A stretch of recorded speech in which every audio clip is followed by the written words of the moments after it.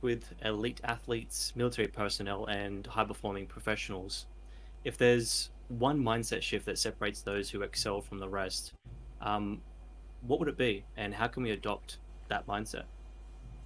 Great question, and it's always curious, isn't it, when you try to distill it down to one key thing. And I guess when I think about that, I think there's many things, but if I was going to put it down to one thing, I think it's that clarity of thought. So it's almost that ability to have a very clear vision as to what success is going to look like, a very clear vision about what it's going to take to get someone there, whilst understanding that there's going to be challenges along the way. It's not going to quite go to plan, but also understanding that there'll be a way through and there'll be a way to recover from whatever that challenge is or disappointment is that happens. And then also a very clear way of understanding how to reflect on performance and how to continue to build from it. So I know I kept saying the same word over and over again there, but it's I do think it's about that clarity of thought and clarity of thinking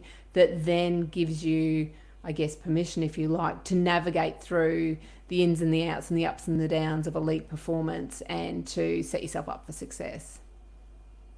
So, speaking of clarity of thought, what's an example of having clarity of thought, and then what's an example of not having that? Sure, sure. And that's a great way to define things, is to understand what something is, and then in contradiction to that, what it is not. The clarity of thought is about the ability to understand what success, for, in this instance that we're talking about, what is success going to look like? And then when the competing thoughts, ideas, and whether that be the things within us or the things outside of us, try to grasp for our attention, that we have strategies then to potentially either take the thought on board and go, thank you, mind, but that's not going to serve me well right now, and being able to discard those things that are less relevant, but then also to pick up on the cues that are going to help us. So I'm a big fan of simplifying psychological constructs for people, because I think that the clearer we can make things, the simpler we can make things, the more we can use our great brain power to process what we need to be able to think about. So if I put it very simply, and I know you can see my hands on in the camera, so if this is my goal here and this is what I'm aiming towards, then some of the ways that I think will get me closer to the goal, and some of the ways that I might think may take me further from the goal. So it's really about that ability to disentangle all the external and internal distractions, and then be able to set yourself on a clear path as to what it is that you're going to do. So the recent Olympics in Paris is a good example of that. You know, we as spectators saw much of the, talking about, there was lots of conversations here in Australia about the cardboard beds and the environment that the athletes were in, and partying going on when some athletes had finished their competitions and so forth. The media, the triathletes were dealing with the waters of the Seine, and all those sorts of things, and a lot of that competes for our attention, and some of that information, it's just not helpful for us to take too much of that on board in our sporting journey. So that's giving you I guess an athletic example of how that might have been done recently. And I want to dive into that a bit more, but just for Mm. those who are listening who might not be, in the sports field, meaning they don't do it as a job, they just might exercise and things like that. But Mm. people, everyday people, Mm-hmm. can we find a bridge between, sports psychology and performance and everyday life? And if there is a bridge between those two things, what might they be? Yeah, absolutely. So for the weekend warriors, as I like to call us, because my days of elite sport are very long gone.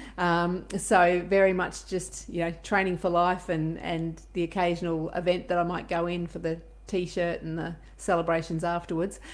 So we know what we know in elite sport, and I think this is one of the reasons that I find myself working in lots of different environments. So as you mentioned in the introduction, I originally, my original training was all in sport and elite sport, but now I find myself working in defence environments. I work in corporate settings. I work with, last week I was dealing with senior high school students about to do their final exams. So the reason I find myself in lots of different domains is that we know that success leaves clues.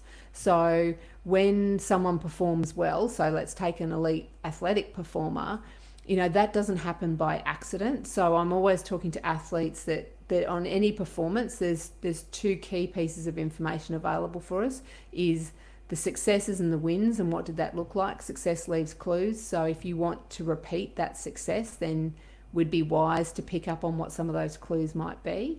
And then when the disappointments come along, the performance isn't quite where we want it to be, it doesn't quite, meet up to our expectations, or, it's a rainy day, or, something about the external environment clouds our performance, then within that there are lessons.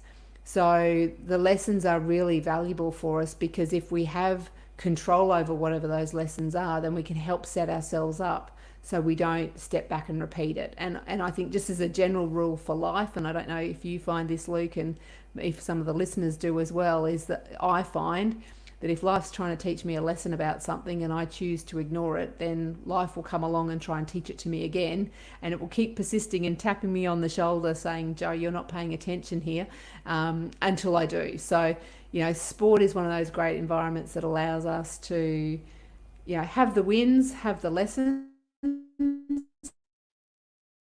And I think that's what I find a lot of my work is, with other audiences and with other people, is translating some of the lessons from elite sport, because we know, even though our other environments are different, defence being the classic example, the core business of defence is very, very different to the core business of sport. It doesn't mean, though, that we aren't dealing with professional individuals and teams who are successful in their pursuits. So many of those lessons overlap. And just as I find when I'm in defence environments, there's a lot of curiosity around what does happen in sporting environments, the same thing happens in sporting environments as they say to me, "Oh, what happens in defence?" So there's a genuine curiosity across areas of high performance. And so I think for listeners who are in sport, are in defence, are in the performing arts, who are in, corporate environments, who are students who are listening in, whoever you are, if you are in an achievement related setting, then there are lessons from elite sport for anyone. And so I'll use an example for myself, since I'm here speaking to you right now, and hopefully that can translate Good for people point. listening. Yep. When it comes to, for example, with podcasting, right? Sometimes before podcasts or before big meetings where I'm dealing with people who I deem to be important, or individuals who, let's just be honest, you want to impress, you want to leave a good impression. There can be tightness in the throat, anxiety, performance anxiety, and things like that that come up. And sometimes it's less, sometimes it's more, and sometimes it doesn't make sense at all why it's there. What's some things when it comes to clarity of thought, and I guess obviously lessons are something that is done introspectively, but I guess what are some, tools or tips that people can take from that? I mean, it could also apply to performing in front of hundreds of people, depending on the threshold of kind of performance people have. But let's just use myself as an example, and maybe that can relate to other people. Yeah. Yeah, great. So the first thing that I would say is the observation you made that, sometimes before a podcast I might notice that increased arousal within my body or the way that I'm thinking. That observation that you've made is your starting point. So we refer to that in lots of different ways. It's about having like an awareness of what is happening for me physically and mentally. But the term that we often use as well is the notion of mindfulness. So that might be a term that some people are familiar with. So whatever that might look like, it's that self-awareness, that recognition of, I just noticed, as you said, constriction of the throat, or I just noticed that I thought to myself, I hope I'm going to do a good job today. What if I don't? What will everyone think? Those sorts of things that might take us down a path of worry, or it might take us down a path of excitement. Or sometimes, I don't know, I imagine for you, Luke, tell me if I've got this right. There might be sometimes when you go, I'm excited about this guest, but I'm worried, but I'm excited, but I'm worried, and it kind of feels like a bit of a flip-flop between the two. It's a little bit like, I have two sons who are in their one's out of his teens, one's later teens, and that's what we used to talk about when we go on roller coasters. Like, how good, I'm terrified, how good, I'm terrified, so that kind of, that feeling, so that might resonate for you. So to come back to your example, your podcasting starts with an awareness of how am I feeling. Then the next thing that is helpful with that is to, rather than fight it, acknowledge it and just say, right now I've noticed that I'm feeling a little bit tight in the chest, or I'm noticing that I'm clenching my jaw, or I'm noticing that my mouth is getting dry and I keep needing to drink, or whatever it might be. I'm noticing those things. And then, I guess, depending on where the thinking's taking you, I have a really broad question that I put over the top of most of my self-talk. So, if I was coming on as your guest today, as I did, and then I had a momentary thought of, what if I, what's this going to be like? Am I going to do a good enough job? So I notice that. And then I might ask myself the question, and this is the question I put over, as I said, over the top of everything, is how helpful is this thinking for me right now?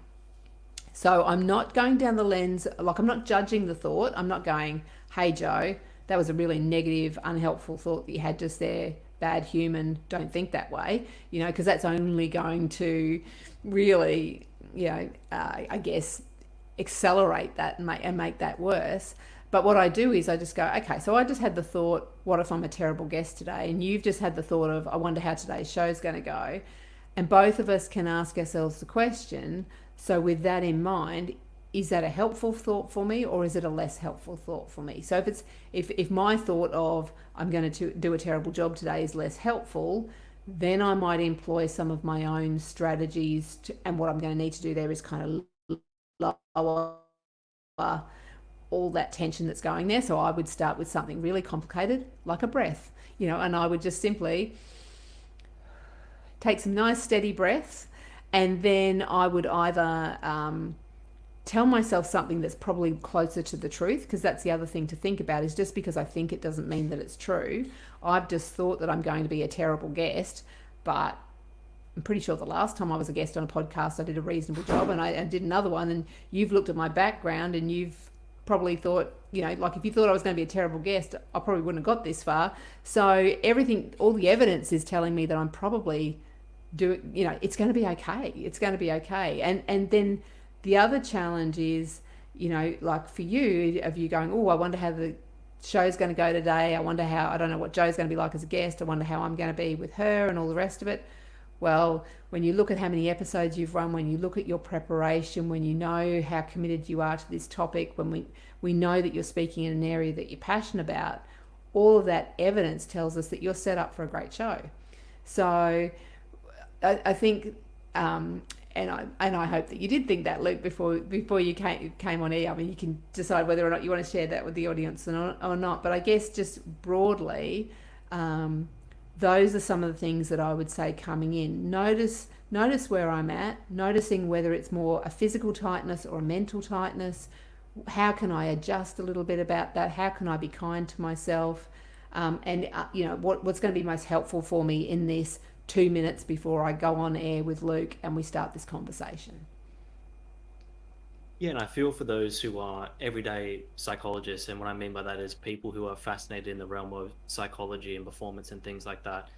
They often feel, and I'm again speaking for myself as an assumption, that there's a CBT-esque approach, so CBT being cognitive behavioral therapy versus ACT being acceptance commitment therapy, clash, and it has to be one or the other.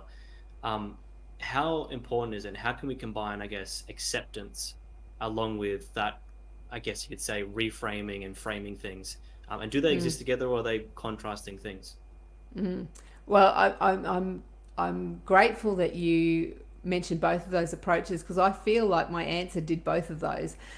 So I think that the two strategies that you talk about both have an evidence base that sits behind them that says that they're helpful for people. So the CBT approach, as you mentioned, is much more, my shorthand description of CBT is, it's where you take a thought to court.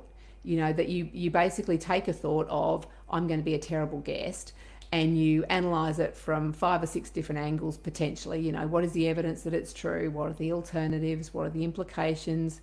Even if I am terrible, what next? And in the scheme of the world, is this going to be front page of the news tomorrow? Possibly not. So the CBT approach really challenges me to, like you said, the reason why I find CBT for some people is less helpful. Yeah, let's count how many times I say helpful in this podcast.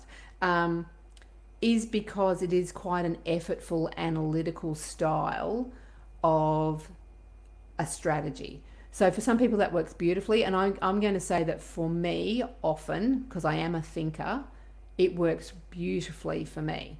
Um, the alternative to that, the ACT approach, which is, it shares a lot of common ground with CBT. What that essentially encourages us to do is like CBT say, first of all, notice what's going on. Because if I can't see it, then I can't do anything about it. So notice the thought, notice the feeling, and then acceptance and commitment therapy, exactly as you say, is much more about going, well, isn't that interesting? I just had the thought that I'm going to be a terrible guest today. Maybe I'll treat that like it's a leaf on a stream, or it's a, whatever that might be. And, I'll have lots of thoughts today, and they'll come and they'll go, and I'll try and diffuse myself from that less helpful thought. So that's, I guess, the alternative approach. I'm going to confess that I'm a fence sitter. So what that means is I dip into both of those approaches depending on the situation that I'm in. So if I was preparing for a presentation, I'm going to use a CBT approach. That I've found that works really well for me if I have unhelpful self-talk while that's going on. But I can give you an example that I live in a part of Australia, not too far from the barrier, well, basically on the barrier reef, and I live 8 kilometres from a large island called Magnetic Island. And one year I thought it would be a good idea to enter myself in the Magnetic Island to Townsville swim. So it's an 8 kilometre swim. I was in a team. And it's kind of it was a stretch goal for me because I love swimming, not a big fan of bitey creatures. And I live in a part of the world where there are crocodiles, there are irukandji jellyfish, there are box jellyfish, and a whole range of things in the ocean that would love to eat me or cause my demise. So I was swimming in the trial event, and I noticed myself thinking that I'd got myself away from the pack. I wasn't swimming with other people. And what if a shark came and got me? Like, to be honest, that's exactly where my thinking went. And I tried doing some CBT strategies, and it was not working at all. Like, anyway, because I'd say things like, well, what's the evidence that this is true? And the week before there'd been talks about crocodile in the water. So I'm going, there is a crocodile in the water. Like, this is not helping me. So I won't bore everyone too much more with the story. But what, to answer your question, is they both have their place. They both have an evidence base in different parts. And what I'm always saying to people is sports psychology particularly has a suite of strategies that we can offer in terms of what's going to be helpful for you to get you closer to your goal, and to treat it almost a little bit like a smorgasbord restaurant where you don't go into the restaurant and eat everything.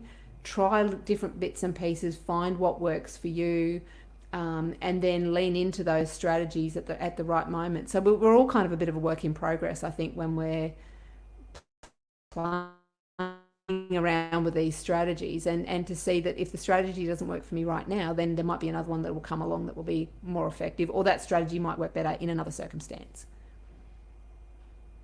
And so I've got a long-winded question here that ties into all that we've spoken about so far.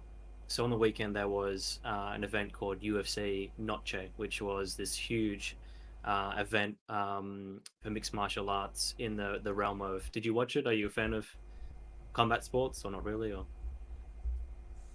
I'm going to get you to summarise that one for me because I was involved with some other sports on the weekend, so I must confess I missed how that went. So, and then there might be some others who are listening in that don't know either. So yeah, of course. So it was in the Sphere, so in Las Vegas, the first event in the Sphere of combat sport, and it's just huge arena, like first time thing, right? So first time this event, Mexican Independence Day, like all these different elements that would anyone performing on those events, especially on the main event, would feel, in my opinion, it would be very nerve-wracking and very intense. An individual that fought on the main card, he was to say the least very calm, composed, very easygoing. And you look at other athletes, like if you're in the combat sports world, like Conor McGregor and people like that, who have just this mindset of when you see their body language, you're like, this person is so loose, and just how they do things, it seems like they're so loose. Um, I guess my question around that, and to add to that, is how much for everyday people and also athletes and whoever might be listening does someone's personality type, so say for example someone's highly neurotic using the big five personality type, and they're naturally a very emotional person, is it even possible for them to naturally, right? I'm not saying it's natural, I'm using natural in quotation marks. Mm-hmm. Is it possible for them to come to a place of natural calmness in high pressure situations? Or is that something that someone's born with and they have it or they don't have it? And I guess to kind of add to that question, does that even matter, the five big personality types, when it comes to what you choose to do with performance? So two questions there. Mm. Is it a natural thing, performance and being able to be calm under high pressure? And number two, does big five personality type contribute to that? Yeah, great questions there. I think one of the things I would say from both the research and clinical experience for me is that some people, and I'm going to pick up on your word naturally as well, it's almost like some people naturally fall into particular sports. So the athlete who is going to go into some sort of martial arts or in that combative style, and I know that doesn't describe all martial arts, but say a combative style of sport is different to someone who might become a shooter, which might become different to the sort of person who might be drawn to pole vault, which might be different to the sort of person who's drawn to swimming. So we know that we it's not a surprise when we see commonality amongst people in particular kinds of sports, that some sports require of the athlete to be quite specific and quite I'm going to say particular, others would say pedantic around what might be required to pay attention to that clarity of thought that we were talking about. Other sports might be far more open, and I even find that, so I do a lot of work in Australia in the sport of rugby league, and even within the sport of rugby league there are different requirements of the positions in terms of the way you present yourself and the way that you front up. So there's also often not surprises about the type of person who might be a forward and the type of person who might be a back. So we see that through lots of different sports. I think the challenge that we find though is that, from my reading in the research, particularly around personality types as a general rule, is one of the reasons that it's a bit of a blunt measure if we were going to do things like say, well, let's personality test all 10-year-olds and see who we might then adapt into different sports.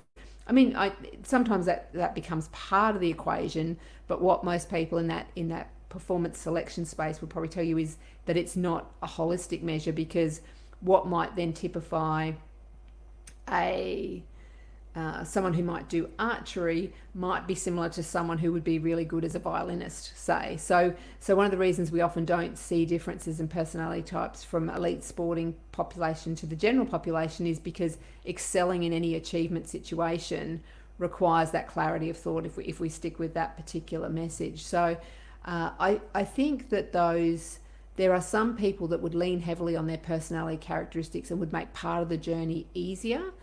I do think that people can, though, still adapt even if that's not their habitual or preferred style. I have very much a performance mindset when it comes to potential of people to grow and to develop. So Carol Dweck talked about that in terms of it being a fixed mindset or a growth mindset. So a fixed mindset, so for those who aren't familiar with it, is your answer to the question about what were you like at maths at school. And invariably if I ask a room full of people that, I get a whole heap of people that go, I was great, and then I get a whole heap of people that say I was terrible, and then I flip it and go, okay, so what were you like at English? And usually the thumbs go in the opposite direction. And what we find is that when we have a very fixed mindset, it precludes us from growth in a particular area. So when I talk about a performance mindset, it's about the ability to adapt and change. And I would say the same thing if I was talking in a corporate environment as well, is that our personality characteristics that we've carried with us through our lives don't have to define us moving forward. There are skills and strategies and techniques we can use to use our personality characteristics in different ways, also to develop others. So I come very much from a strengths-based focus, and would say that we've all got strengths, and we lean on our strengths, and sometimes we over lean on our strengths to our detriment.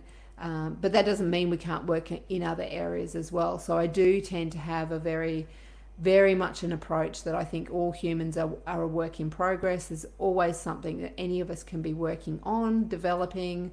We'll have strengths in some areas, areas for growth in others. And so then it just becomes a question of what's going to, again, coming back to our original discussion, what do I need from myself that gets me closer to my goal, and what's going to take me further from it. So Luke, you prefaced that and said that that was a long question, but I think that was a twice as long answer. So forgive me if that went for a little bit too long. I wonder how much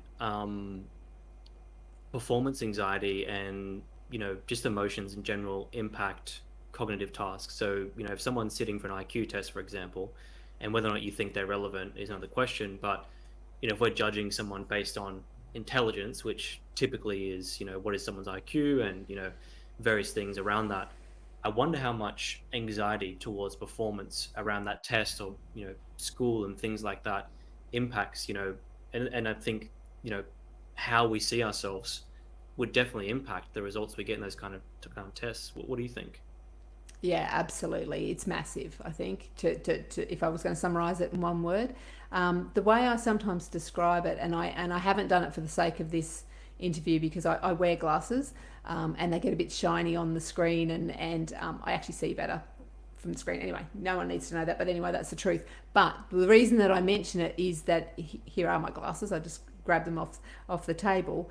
One of the ways to understand that role of anxiety in performance is, if you think about it, let's imagine that this is my worry, this is my concern, and what happens when I'm worried and concerned about a performance I'm about to do is, if I don't pay attention to it, I do this. So this now becomes my anxiety lens through which I see the world. So I don't even really realize that it's there, but it's with me everywhere, and I see everything through a sense of worry. When we see that, I'm going to take those off, they're a bit glary. When we see that as a characteristic. So again, coming back to what you were talking about right at the start of the conversation, is one of the ways we manage ourselves through anxiety, worry, or concern is, first of all, to acknowledge that it's there. Then it's about us finding a strategy that's going to be helpful for us to manage that, and that might be a physical strategy that might be involving with some breathing. It might be about a cognitive strategy that might be active, like CBT, or something that is more in the diffusion line of things, like ACT. There might be we might have a strategy where we center ourselves into the moment. There's a whole range of ways that we might manage it, but I think it's having some skills and strategies kind of in your back pocket that you can pull out and to work on those, and that's what then helps us. Because what I would say is that anxiety and worry absolutely impacts on performance, and it's about the skills that we use to get us closer to the result. And how we might do that. That was my conversation. Last week I was working with, as I said, some senior school students about to go into their final exams. And so what they were curious about, and the reason the school asked me to come in, was to talk to them about, what are some of the high performance strategies that we can use when we walk into a physics exam, so which is obviously a very different environment. But, the sorts of things you do is you'd walk towards the exam, you take a breath, you'd look at the difference between reacting and responding. You'd use some strategies for the, if you've got going through the what ifs, there's strategies you can use for that. So all of the sorts of things that we might do in sports psychology can help us to manage anxiety, concern, worry, any of those emotions that help us prepare for the future, but don't always help us in a way that is going to be overly helpful. Would that be unshakable confidence? If someone's Uh, able to go into almost any environment and shift from that anxiety, which we all have, at least most of us have, to feeling comfortable, calm, and collected. Yeah, absolutely. I think that is a big part of an unshakable confidence and a belief. It's about that ability to um, perform while your legs are shaking, if you like. It's that ability, Like if you wait to feel optimal, if you wait to feel good, you might be waiting for a while. I would imagine that if you're lining up to do a 400 at the Olympics, great athlete in Australia in the 2000 Olympics was Kathy Freeman. And when she Remember ran the 400, went in as the favourite, lots of people remember that race. And in her recount of that event, she talked in one of her interviews about standing at the start of the 400 in her home country, expecting, where the world expected her to win. And I almost get goosebumps even just stating that. that? Same. Can you imagine what that's like to stand on that start line? And she described that she had butterflies in her stomach. So that's a familiar feeling for most of us. It's what she did next that made her an outstanding competitor, because she noticed the butterflies in her stomach and she went, oh, good, I'm ready to race. Whereas others might have taken themselves down a path of, oh no, imagine if I stuff this up in front of the nation, people aren't going to be, people will worry about that. But it just gave her that opportunity. And that's what she described, that they were her words, that she said she saw the flutter, the physiological signs of arousal. Some people go, that looks like anxiety to me. Others go, that looks like a readiness to perform. So it's really about that interpretation. And what the biggest thing I would say with that is, don't expect to be able to pull that out at the Olympics, unless you have been practicing it over and over again. I know I'm stating the obvious there, but that's sometimes what happens is I will get, like, a team might contact me and say, hey Jo, we're heading into the grand final in a week. Can you come and work with the team? And it's like, I don't have a wand, So what we know is that we have habits of success, and these things typically, for us to be able to do them effortlessly and not have to think about them too much, because to be honest, you don't want to be thinking in great depth about your psychological strategies while you're competing. You want to be competing. You want to be thinking about your tactics, your strategies, your skills, all the bits. You don't want to be going, now what did Jo say to me 3 weeks ago in her office? Like, that is not, like, you actually want to integrate a lot of the psychological experience into part of your everyday. And the other thing I would say to athletes is, and as I say this to other people as well, like, if your sport goes for 10 seconds, or your sport goes for, like, a lot of our football codes will go for 70 minutes, 80 minutes, 60-minute games, then you've got a whole week to be practicing it. I wouldn't just practice it for 60 minutes a week. I would say, I say this to students all the time, like, if you want to be able to concentrate and not lose focus in your sport, then practice it in maths on a Friday afternoon when you're at school. Because I'm going to suggest it's going to be harder to do it then than it's going to be when you're actually doing your sport. So we have these opportunities to practice high performance in lots of different domains, and I think that's something that could be really useful for people. So how do we replicate that? So is there, strategies, and is there meditation that we do, or like, run us through, let's say, for example, someone is, and again, this is probably more orientated towards individuals in business world. Let's say they're doing they're preparing in a month's time. Say right now it's, what day is it now? We have September 17th. Let's say it's the end of this month. We have the 29th, the 30th. Someone's, working on this huge proposal that's worth millions of dollars. And again, applying this different realms. It could be a, public speaking. It could be doing a TED talk. It could be a whole range of things. What can someone do generally to prepare for those kind of moments?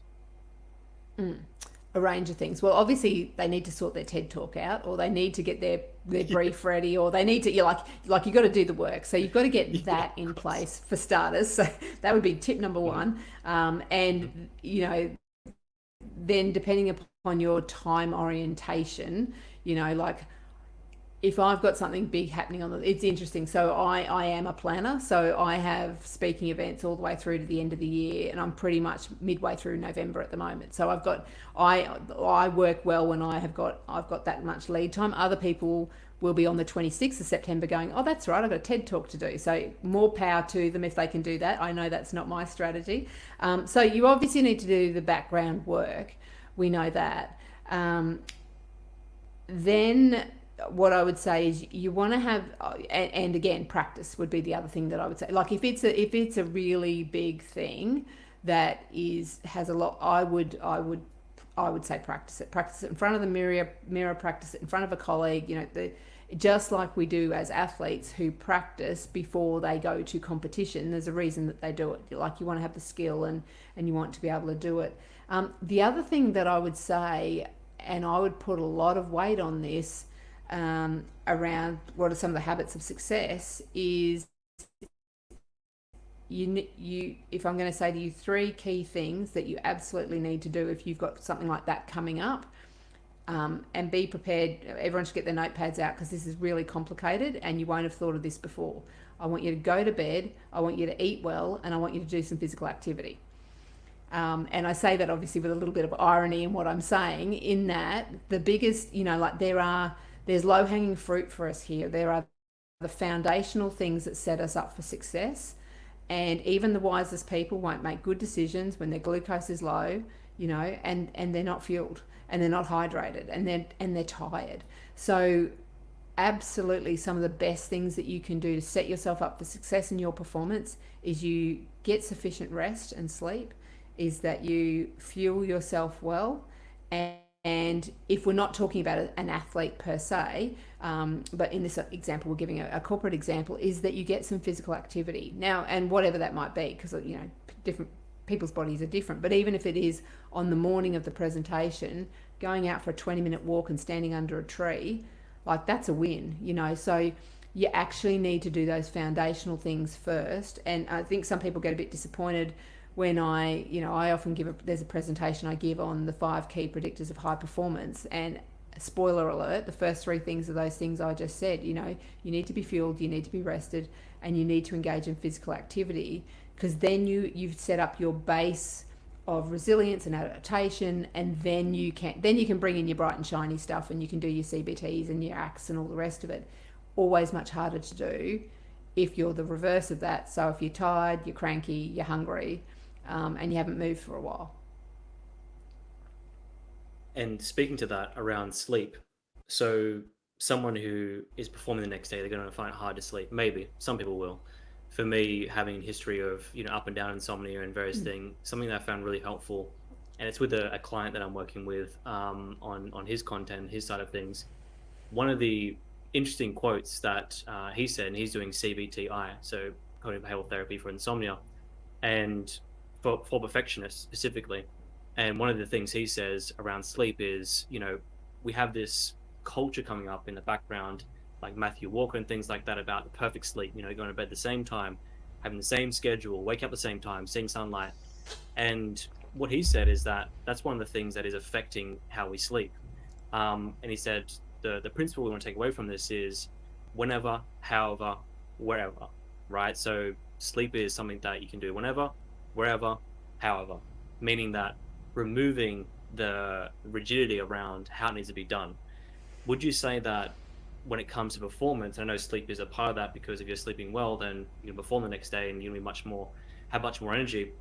But how much of just letting go and understanding that you can't control some things? And I've done all the things I can to control this. I've done all the reframing my thoughts. I've done all the letting go, and I planned out 3 months in advance, and I did all the daily rituals, and I still didn't sleep last night. Maybe not perform well. How much of that is just letting go and saying, whatever happens, let it be with God, let it be with whatever it is?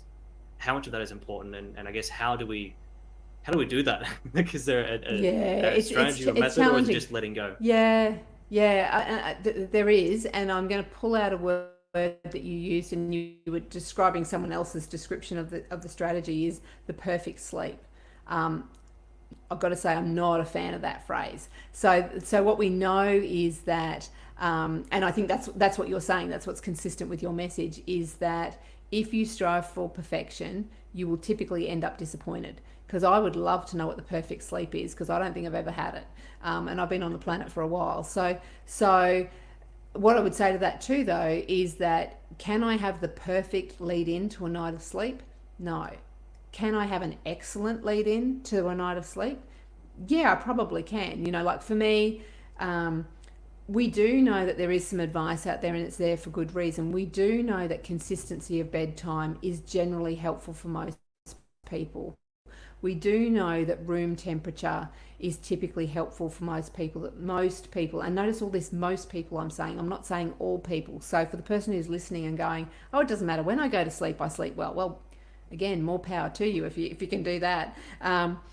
Uh, Most people sleep better in a room that's, when your body temperature drops about 2 degrees, then we know that that's when signs of fatigue start to come in. So I certainly know that for some athletes, when you have, and I'm saying this respectfully but carefully, when you have the luxury of being able to have consistency with a lot of those things, that sets you up well.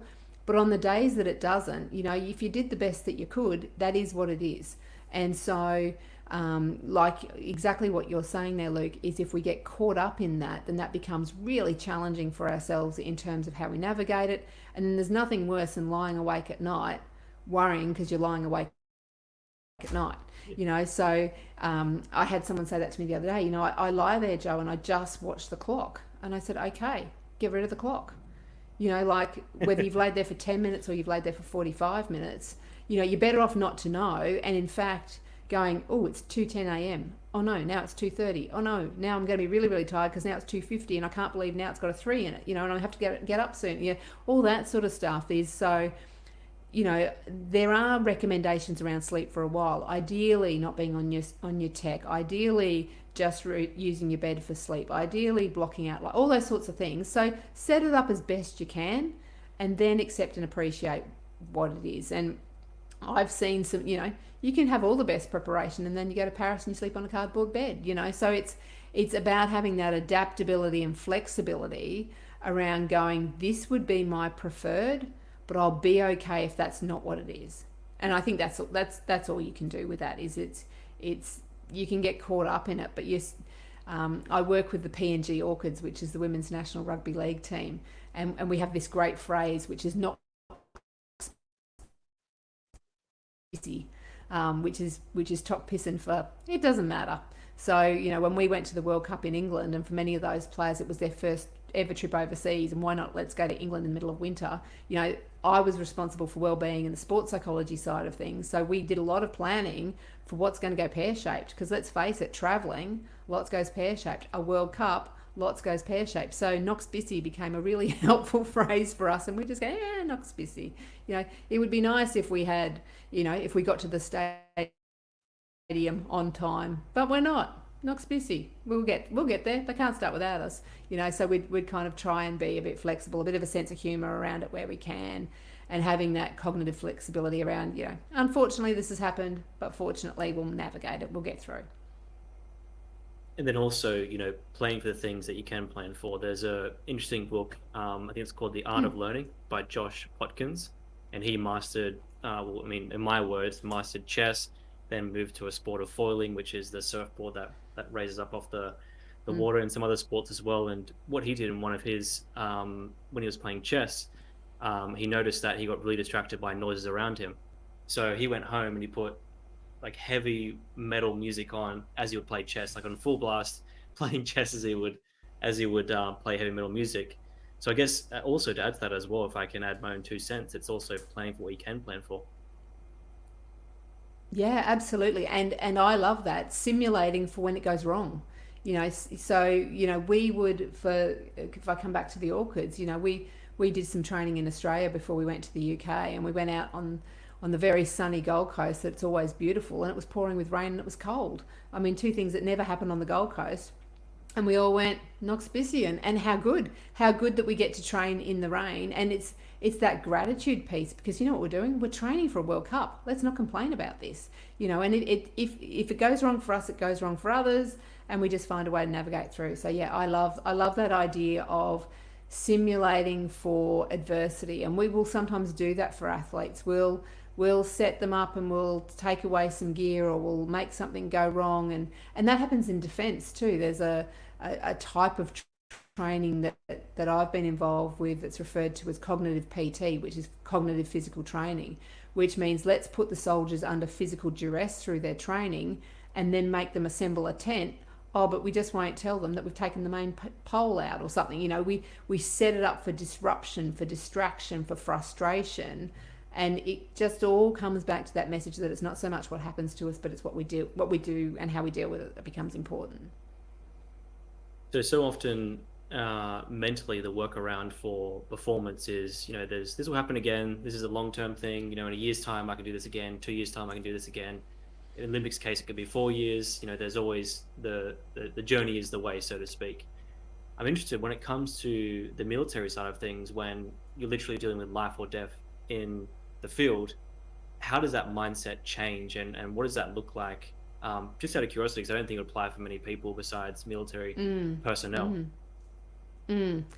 Well, so again, I'm not a military personnel person, so I say that. So I'm very mindful that my knowledge of the military is a little snapshot of. I've worked there for 10 years, but I'm very careful to say that. But what I've seen and what soldiers have told me and defence members have told me is that what they do in those scenarios, and given the enormity of it, and that's what you're talking about, is this is not sport in that defence setting. So my understanding of what many will do is they fall back to their training and they just go, what do my habits tell me, what does my routine tell me, and I anchor myself in. I don't think about the enormity of what I'm doing. I think about the job at hand and what I'm required to do now. So it's, I guess, the ultimate strategy of goal setting, isn't it, that it goes, well, there's an end game here which is coming out of this, but right now, and I guess this navigates those three dimensions of time that we as humans live in any given moment, is that physically I'm only ever in the moment, but mentally I can be in the future. We can all do it now. We can all think about our weekend coming up, which is a distraction for,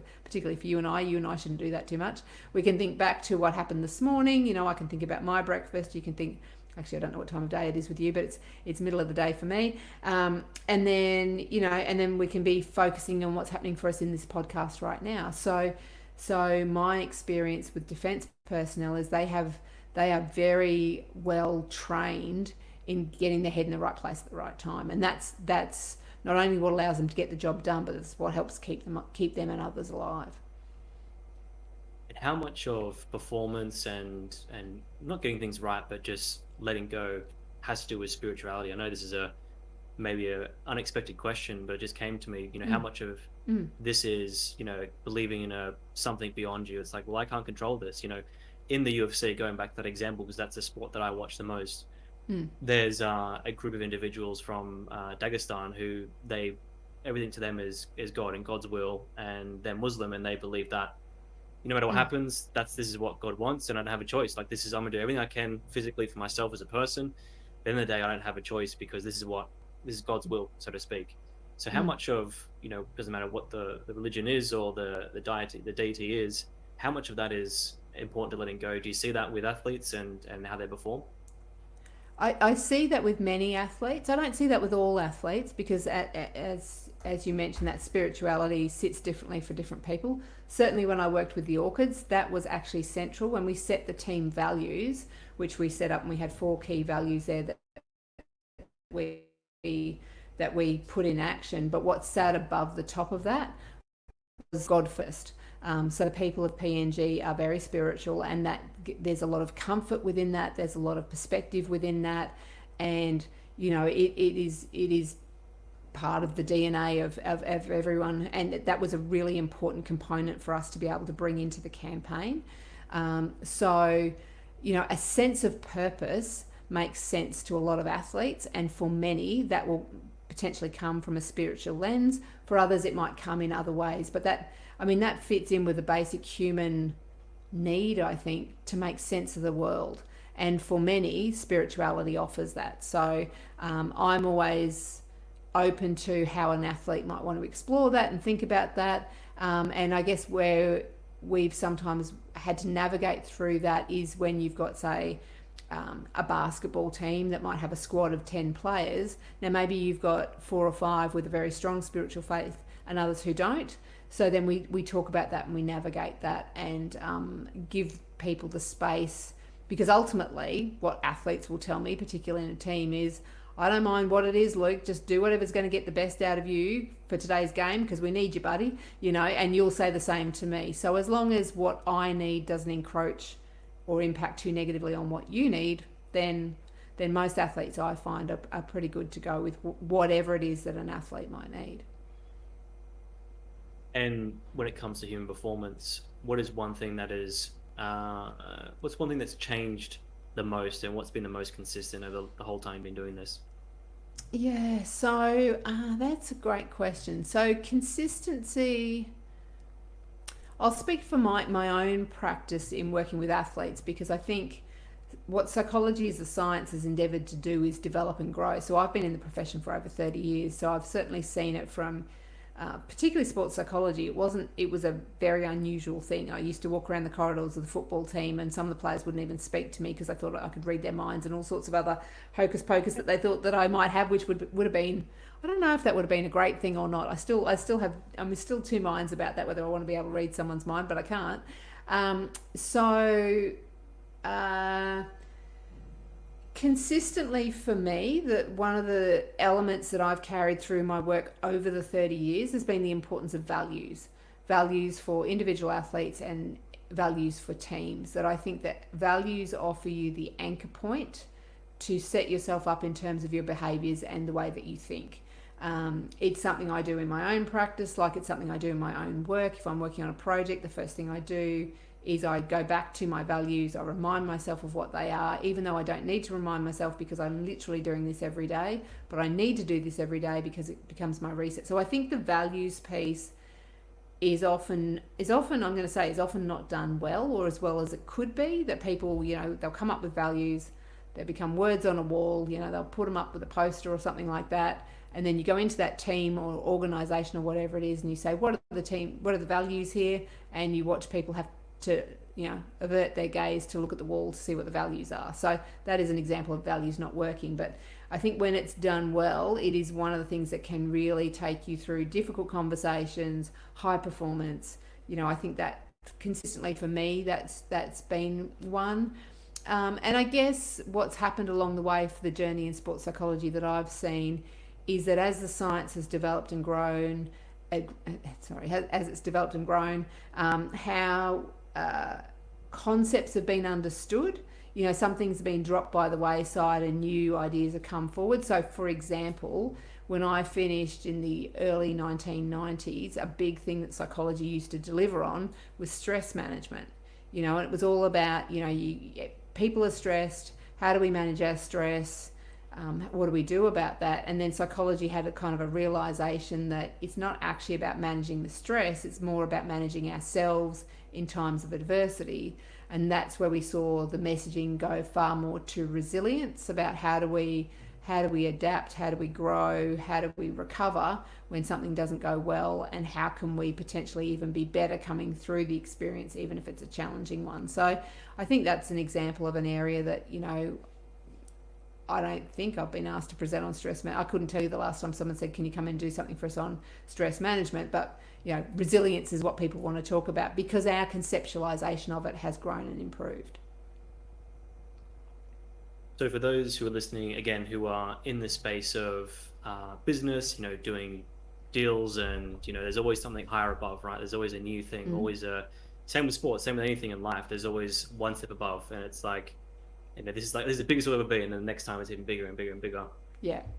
Is there a process, and I know we mentioned this before, but is there a process of, I guess, in my words, desensitization people can go through to get used to those things, like simulation and things like that? Is there a mental exercises, even physical exercises someone can do to put themselves in those situations, or is it just purely self-talk and get yourself used to it from what you do in those moments when it gets crazy? Yeah, the cognitive place is definitely there, but I'm a big fan of simulation training where you can do that. So putting people in, I think that because what happens is when an environment feels familiar, it helps us to lower some of the anxieties and some of the worries that we might have. So I think that when that's a possibility, then that's potentially something that that can work really well. I've seen that before when athletes have, track athletes have, arrived at an event and said, do this session like you're at your competition. Or I've seen swimmers do it and say, for this training session, let's imagine that we're at the Olympic trials, and then one of the best things that you can do is have one of the staff come in and sabotage it. Make something go wrong. Hide their goggles. Or move their bag, or start them from the other side of the pool. Like, create the adversity for them so that they can start to practice that. And I think that can potentially go really well. Now, for doing this for so long, you said 30 plus years. What is the biggest lesson that you've taken away from this and that you've learned that you'd like to share with everyone else? Oh, so I think for me professionally, it's been about. So in the early years of my career, if anyone's thinking of following a similar path along some of the areas that I've worked in, I think for the early career professional, saying yes to as many opportunities as you can.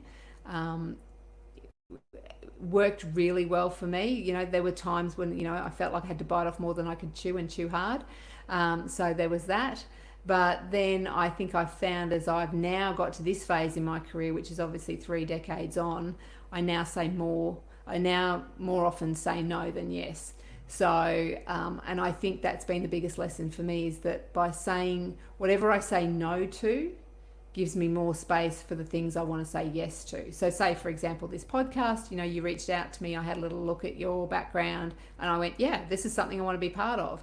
There's my default position for most stuff now, if I share a little bit of Jo's inside voice, that when you're having a conversation with someone and they're leading up to ask you if you want to be on their show or do this or work with their team or whatever it is, in my head my default position is no, convince me. Which doesn't make, like, I don't think I come across like that, but I am ready to say no. That's my first position, and then I am open to saying yes, but it just helps me then not overcommit, take on too much stuff, and then not be able to do the things that I really want to do. Well, I appreciate you coming on. Thank you for taking the time to have this chat, and I'm glad that you said yes. I'm glad. Yes, I'm glad I said yes too. For those who want to work with you or interested in finding out more about what you do, your books and things like that, where should they head to? If you can remember my name, you'll find me. So thank you for that opportunity. So Jo Lukins, Dr Jo Lukins, spelled Lukins. So I have a website, I have Facebook, I have LinkedIn.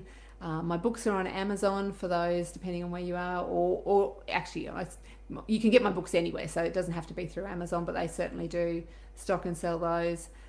So yeah, if you're curious about some of the work that I do or want to follow the journey, we've got some interesting things coming up in my sporting world. We've got rugby league grand finals coming up, and we've got Pacific Championships coming up, and a new basketball team I'm working with. So I like to share what I can professionally that's helpful for others. So yeah, if you'd like to get in contact or to connect, I'd be very happy to meet with people. Awesome. Thank you, Jo. Thank you, Luke. Thanks very much.